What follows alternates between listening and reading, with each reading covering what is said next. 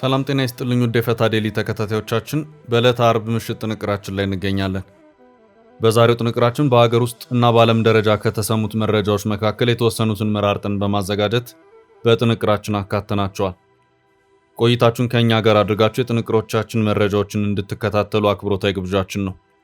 ወደ ዝርዝር መረጃዎቻችን ከማለፋችን በፊት በቅድሚያ ዋና ዋናዎቹን እንጠቁማችሁ። በፌዴራል መንግስት በኩል ህገ ወጥ የተባለውን የዛሬ 6 ዓመቱን ምክር ቤት ወደ ነበረበት መልሳለሁ በማለት ከቀናት በፊት አክሱም ላይ ውሳኔ ያሳለፈው ህወሓት ቀስ በቀስ ወደ ጀነራል ታደሰ ወረደ የስልጣን ወንበር እየተጠጋ ሲሆን በዛሬው ዕለትም የአክሱምን ውሳኔ በመቀሌ ደግሞታል፣ መግለጫም አስነግሯል። በጥንቅራችን ከተዳሰሱት ዕለታዊ መረጃዎች መካከል ነው። ጦርነት ላይ ከረሙት የእስራኤሉ ጠቅላይ ሚኒስትር ቤንያሚን ኔታንያሁ በህክምና ሂደት በድንገት አዲስ ክስተት የገጠማቸው መሆኑን የቢቢሲ ዘገባ አመላክቷል። በሌላ መረጃ በኢራን ውጭ ጉዳይ ሚኒስትር አባስ አራግቺ የሚመራው ልዑካን ቡድን ወደ አደራዳሪዋ ፓኪስታን አምርቷል። አሜሪካም በዛሬው ዕለት በሆርሙዝ ጉዳይ መግለጫ ሰጥታለች። ጥንቅራችን ዘርዘር አድርጎ ከያዛቸው ዕለታዊ መረጃዎች መካከል ነው። አሜሪካ ከኤርትራ ጋር ያለውን ግንኙነት ወደ መደበኛ ሁኔታ ለመመለስ እያሰበች መሆኑን ያመለከተ መረጃ ይፋ መሆኑን ተከትሎ በዋሽንግተን የዲፕሎማሲ ክበቦች ውስጥ ከፍተኛ ውዝግብና ተቃውሞ ቀስቅሷል። በዛሬው ዕለት የአሜሪካው አምባሳደር በዚህ ጉዳይ ብርቱ ተቃውሞ አሰምተዋል። የኢሳያስ አፈወርቂ አስተዳደር ላይም ከባድ ክስ አቅርበዋል። የደቡብ ሱዳን ፕሬዝዳንት ሳልቫኪር ማያርዲት ለይፋዊ የሥራ ጉብኝት አዲስ አበባ ገብተው ደማቅ አቀባበል በተደረገላቸው ቅጽበት ለእሳቸውና ለሽግግር መንግስታቸው እጅግ ብርቱ ማሳሰቢያ ተላልፏል። ፕሬዝዳንቱ ከኢትዮጵያ ከፍተኛ የሥራ ኃላፊዎች ጋር እጅና ጓንት ሆነው በታዩበት በዛሬው ዕለት አሜሪካን ጨምሮ 8 የምዕራባውያን ሀገራትና የአውሮፓ ህብረት በጋራ ያወጡት መግለጫ የጉብኝቱን ድባብ የለወጠ ሆኗል። ዝርዝር መረጃውን እናደርሳለን።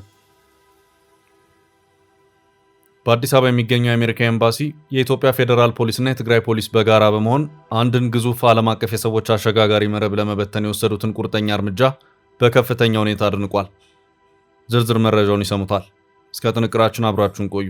የምንለቃቸው ዕለታዊ ትኩስ ዜናዎች እንዲደርሷችሁ ላይክ፣ ሼር፣ ሰብስክራይብ ማድረግ እንዳትረሱ።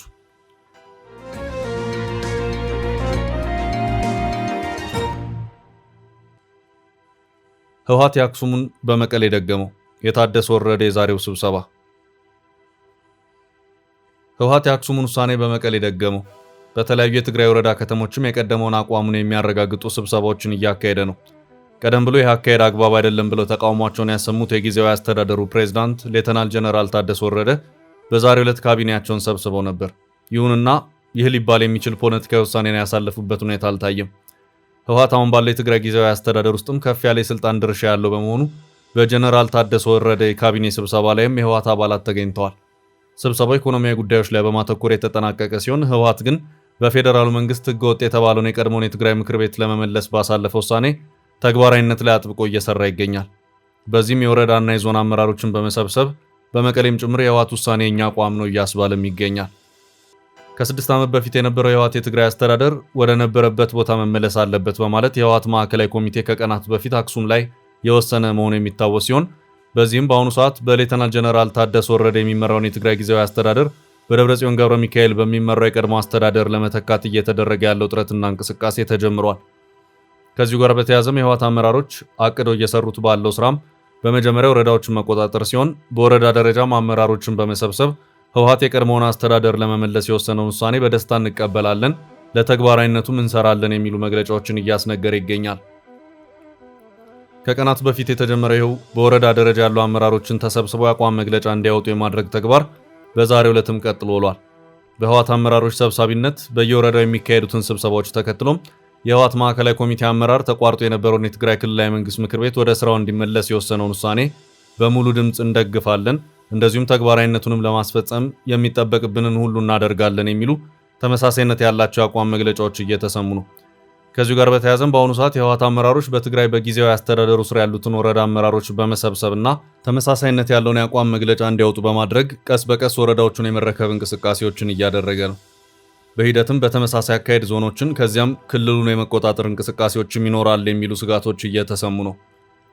የ2 ዓመታቱ ደም አፋሳሽ የትግራይ ጦርነት እንዲያበቃ ያደረገው የፕሪቶሪያው ስምምነት ላይ ከሰፈሩት የፌዴራል መንግስቱና የህወሓት ስምምነቶች መካከል አንደኛው አሁን ህወሓት መልሰዋለሁ የሚለውና በህገ ወጥ የምርጫ ሂደት ነው የተመሰረተን የተባለው የትግራይ ምክር ቤት እንዲፈርስና ትግራይም በሌላ ሀገር አቀፍ ምርጫ ህጋዊ አስተዳደርና ተወካይን እስክታገኝ ድረስ በጊዜያዊ አስተዳደር እንድትመራ ማድረግ ነው።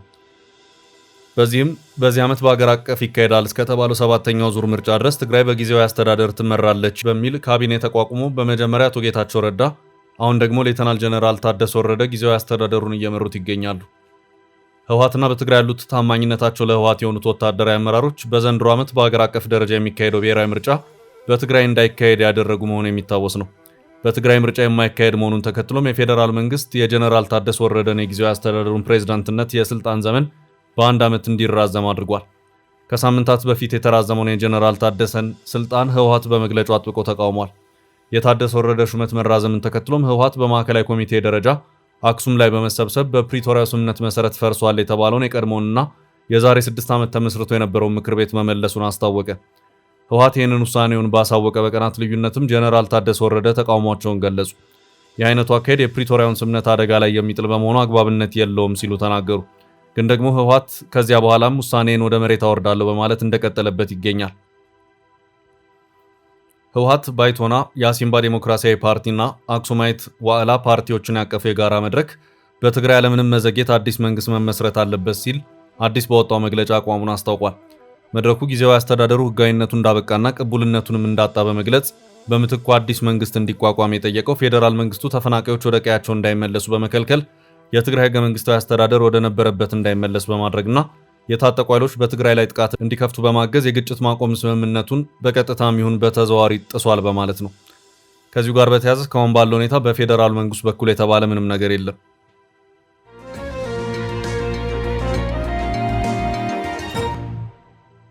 ወደ ቀጣይ መረጃ አለፍን። ኔታንያሁን የገጠማቸው አስደንጋጭ ክስተት። ጦርነት ላይ ከረሙት የእስራኤሉ ጠቅላይ ሚኒስትር ቤንያሚን ኔታንያሁ በህክምና ሂደት በድንገት አዲስ ክስተት የገጠማቸው መሆኑን የቢቢሲ ዘገባ አመላክቷል። እንደ ዘገባው ከሆነ ኔታንያሁ ለማንኛውም መሪ በሚደረገው መልኩ መደበኛ የህክምና ክትትላቸውን ለማድረግ ወደ ህክምና ማዕከል ባመሩበት ወቅት ያልተጠበቀ የህክምና ምርመራ ውጤት ደርሷቸዋል። ይህም ካንሰር ሊያመጣ የሚችል እጢ ነው። ሐኪሞችም በክትትል ወቅት ይህንን እጢ በማግኘታቸው በአፋጣኝ እንዲወገድላቸው አድርገዋልም ተብሏል። ዓመታዊ የህክምና ሪፖርታቸው ካንሰር አምጪ እጢን ማሳየቱን ተከትሎ ህክምናቸውን ከተከታተሉ በኋላ ጥሩ አካላዊ ጤንነት ላይ እንደሚገኙ ኔታንያሁ መናገራቸውን የቢቢሲ ዘገባ አመላክቷል። ኔታንያሁ በኤክስ ገጻቸው ባሰፈሩ ጽሑፍ መደበኛ የህክምና ክትትል በሚያደርጉበት ወቅት ሐኪሞች የመጀመሪያ ደረጃ ላይ ያለ ወደ ካንሰር ሊቀየር የሚችል እጢ ማግኘታቸውን ገልጸዋል።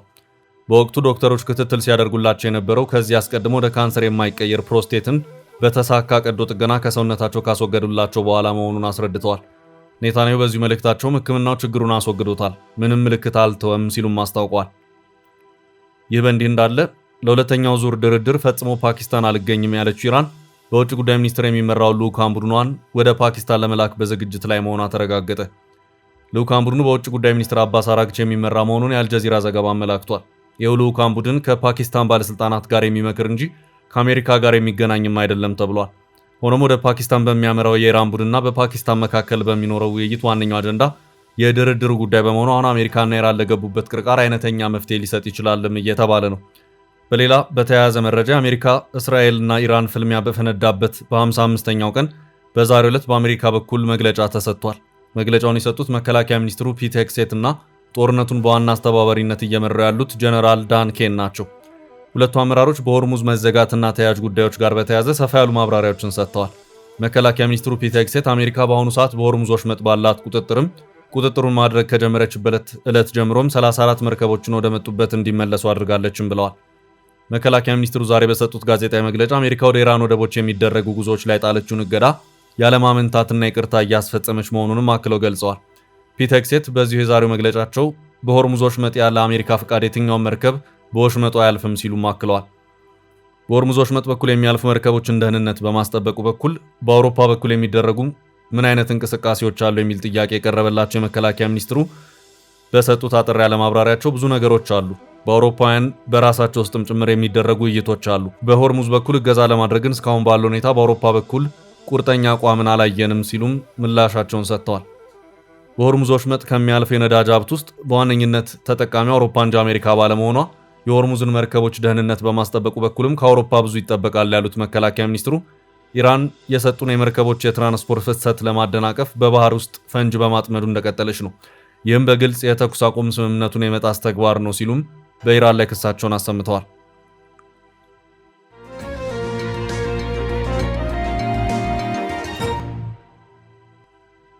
ወደ ቀጣይ ርዕስ አለፍን። አምባሳደሩ በኢሳያስ እርቅ ትራምፕን አሳሰቡ። የቀድሞ የአሜሪካ ረዳት የውጭ ጉዳይ ሚኒስትር ቲቦር ናጊ በይፋዊ ኤክስ ገጻቸው ላይ ባሰፈሩት መልእክት በመጀመሪያው የትራምፕ አስተዳደር ወቅት ተመሳሳይ ሙከራ ተደርጎ ውጤት ሳይገኝ መቅረቱን በማስታወስ እቅዱን አጥብቆ ተችተዋል። እንደ ናጊ ገለጻ የአስመራው መንግስት ለለውጥ ዝግጁ ባለመሆኑና አገሪቱን ወደ እስር ቤት ካምፕ ቀይሯታል በሚል በሰነዘሩት ጠንካራ ወቀሳ ግንኙነቱን ማደስ የማይታሰብ መሆኑን በዚሁ መልእክታቸው ገልጸዋል። በተመሳሳይ ቀድሞ የውጭ ጉዳይ ሚኒስቴርና የብሔራዊ ደህንነት ምክር ቤት ከፍተኛ ባለስልጣን ካሜሮን ሃድሰን በፎሬን ፖሊሲ መጽሔት ላይ በትላንትናው ዕለት ባወጡት ጽሑፍ አስቀድመው ተቃውሞ ማሰማታቸው ይታወሳል። ሃድሰን አሜሪካ ከኤርትራ ጋር የምታደርገው ማንኛውም የቀረቤታ ሙከራ የሰብአዊ መብት ረገጣዎችን ቸል የሚልና ለቀጠናው ሰላም ፋይዳ የሌለው መሆኑን በዝርዝር አስፍረዋል። የሁለቱ ከፍተኛ ዲፕሎማቶች ተቃውሞ በአንድ ወቅት መከሰቱ በአሜሪካ የውጭ ጉዳይ መስሪያ ቤት ውስጥ በኤርትራ ጉዳይ ላይ ያለውን ጥልቅ ልዩነትና ፖለቲካዊ ፍጥጫ ቁልጭ አድርጎ የሚያሳይ ሆኗል። በአፍሪካ ቀንድ ያለውን ስልታዊ ጠቀሜታ ግምት ውስጥ በማስገባት አሜሪካ ከኤርትራ ጋር ለመታረቅ የምታደርገው ጥረት ከባድ የዲፕሎማሲ ቤት ስራ እንደሚጠብቃት ባለሙያዎች እየገለጹ ነው። የቲቦር ናጊና የካሜሩን ሃድሰን ተከታታይ ተቃውሞዎች ዋይት ሃውስ በኤርትራ ላይ ያለውን አቋም ዳግም እንዲመረምር ጫና እያሳደሩበት ይገኛሉ። እነዚህ ከፍተኛ ዲፕሎማቶች ግንኙነቱ እንዲታደስ የቀረበውን ሀሳብ የሚቃወሙት የፕሬዝዳንት ኢሳያስ አፈወርቂ አስተዳደር በአገር ውስጥ ያለውን አፈና ሳይቀንስና የፖለቲካ እስረኞችን ሳይፈታ የሚደረግ ማንኛውም መቀራረብ የአሜሪካን የዲፕሎማሲ እሴቶች የሚጥስ ነው በሚል እምነት ነው። በተለይም ቲቦር ናጊ ኤርትራ መንግስት ለውጥ የማምጣት ብቃት የለውም ሲሉ የገለጹት ነጥብና ካሜሩን ሃድሰን እንዲህ አይነቱ ስምምነት የሰብአዊ መብት ተሟጋቾችን ክፉኛ እንደሚያስቆጣ የሰነዘሩት ማስጠንቀቂያ በዋሽንግተን የፖለቲካ መተላለፊያዎች ውስጥ ዋነኛ መከራከሪያ ሆነው ቀጥሏል።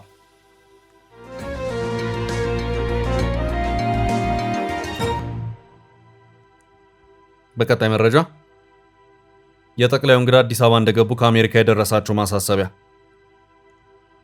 የደቡብ ሱዳን ፕሬዝዳንት ሳልቫኪር ማያርዲት ለይፋዊ የሥራ ጉብኝት አዲስ አበባ ገብተው ደማቅ አቀባበል በተደረገላቸው ቅጽበት ለእሳቸውና ለሽግግር መንግስታቸው እጅግ ብርቱ ማሳሰቢያ ተላልፈዋል። ፕሬዝዳንቱ ከኢትዮጵያ ከፍተኛ የሥራ ኃላፊዎች ጋር እጅና ጓንት ሆነው በታዩበት በዛሬው ዕለት አሜሪካን ጨምሮ 8 የምዕራባውያን ሀገራትና የአውሮፓ ህብረት በጋራ ያወጡት መግለጫ የጉብኝቱን ድባብ የለወጠ ሆኗል። በጁባ ከሚገኘው የአሜሪካ ኤምባሲ በወጣው መግለጫ ላይ እንደተጠቀሰው በደቡብ ሱዳን ያለው የሽግግር መንግስት ህጋዊነት መሰረቱ የ2018 የሰላም ስምምነት ብቻ መሆኑ ተመላክቷል። ፕሬዝዳንቱ አዲስ አበባ ላይ በሁለትዮሽ ጉዳዮች ላይ በሚወያዩበት ሰዓት ምዕራባውያኑ በስምምነቱ ላይ የሚደረግ ማንኛውም ለውጥ ከመስመሩ መውጣት እንደሌለበት ማስጠንቀቂያ ሰጥተዋል። መግለጫው ሆን ተብሎ ፕሬዝዳንቱ በውጭ ጉብኝት ላይ ባሉበት ወቅት መውጣቱ ዓለም አቀፉ ማህበረሰብ በደቡብ ሱዳን የሰላም ሂደት ላይ ያለውን ከፍተኛ ጥበቃና በሽግግር መንግስቱ ላይ እያሳደረ ያለውን ጫና የሚያሳይ እንደሆነ ዲፕሎማሲያዊ ምንጮች እየገለጹ ነው። የመግለጫው እጅግ ስሱ ነጥብ ደግሞ የፕሬዝዳንቱ ዋነኛ ተቀናቃኝ የሆኑት ሪክ ማቻር ያልተሳተፉበት ማንኛውም ምክክር ተቀባይነት እንደሌለው በግልጽ ማስቀመጡ ነው። ፕሬዝዳንት ሳልቫኪር በአዲስ አበባ ጉብኝታቸው ቀጠናዊ ትብብርን ለማጠናከር በሚጥሩበት በዚህ ወቅት በሀገራቸው ውስጥ ያለውን ሁለተኛ ትልቅ ፓርቲ ማግለል ምክንያታዊ አይደለም የሚል ወቀሳ ከምዕራባውያኑ ደርሷቸዋል። ይህ የግጥምጥሞች ክስተት ሳልቫኪር ወደ ጁባ ሲመለሱ የሚጠብቃቸው የቤት ስራ ቀላል አለመሆኑንና የአዲስ አበባ ጉዞ በምዕራባውያኑ በኩል በቅርብ ክትትል እየተደረገበት መሆኑን የሚያሳይ አጋጣሚ ሆኗል። ፕሬዝዳንት ሳልቫኪር ዛሬ ሚያዝያ 16 ቀን 2018 ዓ.ም አዲስ አበባ ገብተው ከጠቅላይ ሚኒስትር አብይ አህመድ ጋር በተገናኙበት ወቅት ነው ከሀገራቸው ውስጥ ጉዳይ ጋር በተያያዘ ማሳሰቢያ የደረሳቸው። አሜሪካ፣ ካናዳ፣ ፈረንሳይ፣ ጀርመን፣ ጃፓን፣ ኔዘርላንድስ፣ ኖርዌይ፣ ብሪታንያ እና የአውሮፓ ህብረት ናቸው በጋራ የማሳሰቢያ መግለጫውን ያወጡት። በጁባ ከሚገኘው የአሜሪካ ኤምባሲ የተገኘው ይኸው ይፋዊ መግለጫ እንደሚያመለክተው የ2018 የሰላም ስምምነት የሽግግር መንግስቱ ህጋዊነት ብቸኛው መሰረት መሆኑን ማናቸውም ለውጦች ህጋዊ ስርዓቱን መከተል እንዳለባቸውና የሪክ ማቻር ተሳትፎ የሌለበት ምክክር ተቀባይነት የሌለው መሆኑን ሀገራቱ በዝርዝር አስታውቀዋል። እንደ አውሮፓውያን አቆጣጠር በ2018 በኢትዮጵያና በጎረቤት ሀገራት ጥረት የተፈረመው ይህ የሰላም ስምምነት ደቡብ ሱዳንን ከዓመታት የእርስ በርስ ጦርነት አውጥቶ ወደ አንጻራዊ መረጋጋትና ወደ ሽግግር መንግስት ምስረታ ያሸጋገረ ዋነኛ ሰነድ መሆኑ ይታወሳል። በደቡብ ሱዳን መንግስትና በምዕራባውያን ሀገራት መካከል የተፈጠረው ውዝግብ ዋና መንስኤ የሳልቫኪር መንግስት የ2018ቱን የሰላም ስምምነትና የሽግግር ህገ መንግስቱን በብቸኝነት ለማሻሻል መነሳሳቱ ነው። እንደ ራዲዮ ታማዙጅና ቢቢሲ ዘገባዎች ከሆነ የሳልቫኪር መንግስት ዋነኛውን የተቃዋሚ ፓርቲ መሪና የመጀመሪያው ምክትል ፕሬዝዳንት የሆኑትን ሪክ ማቻርን ከውይይት ውጭ በማድረግ በቁጥጥር ስር መዋሉና ስምምነቱን ለማሻሻል መንቀሳቀሱ ውዝግቡን አባብሶታል። የምዕራባውያን ሀገራት ይህ አካሄድ የስምምነቱን ህጋዊነት የሚንድና ሀገሪቱን ወደ አዲስ ጦርነት የሚመልስ ነው በሚል ብርቱ ማስጠንቀቂያ ሰጥተዋል።